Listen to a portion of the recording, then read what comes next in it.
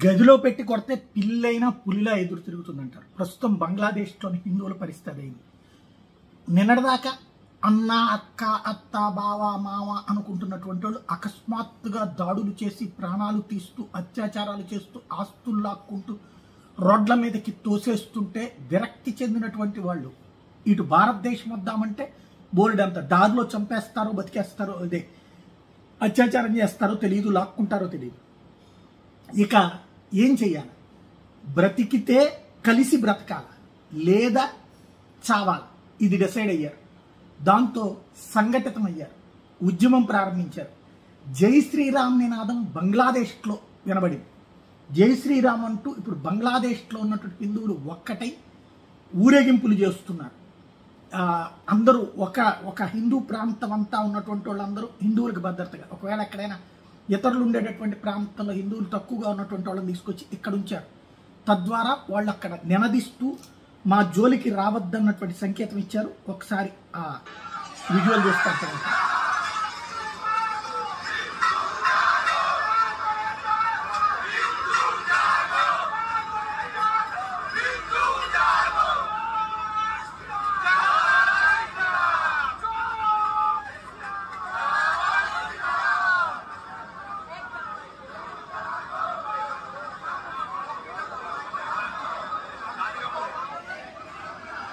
హిందువులారా చైతన్యవంతులవ్వండి అంటూ జాగో హిందూ అన్నటువంటి నినాదంతో ఇప్పుడు ఒక్కటవుతున్నటువంటి దృశ్యాలు అక్కడ కనబడుతున్నాయి. అదే సందర్భంలో ఈవెన్ ఇక్కడ కొన్ని విచిత్ర పరిణామాలు చోటు చేసుకున్నాయి. గజియాబాద్ ఎక్కడైతే ఉత్తరప్రదేశ్లో అక్కడ శరణార్థులుగా వచ్చి శిబిరాలు ఏర్పాటు చేసుకుంటున్నటువంటి వాళ్ళు, అంటే బంగ్లాదేశ్లో హిందువుల జోలికి వస్తే ఇక్కడ మీ వాళ్ళ జోలికి వస్తామని చెప్పేందుకు గాను బంగ్లాదేశీ హిందువులు పెట్టుకున్నటువంటి ఈ వీటి మీద ఏదైతే శిబిరాల మీద దాడులు చేసినటువంటి సంఘటన అయితే ఎవరిని అక్కడికి మళ్ళీ అత్యాచారాలు చేయలేదు, తలకాయలు పగలగొట్టలేదు, తక్షణం ఇక్కడి నుంచి వెళ్ళిపోండి అంటూ ఇదే విషయాన్ని కమ్యూనికేట్ చేసే ప్రయత్నిస్తున్నారు. ఇది కూడా తప్పే.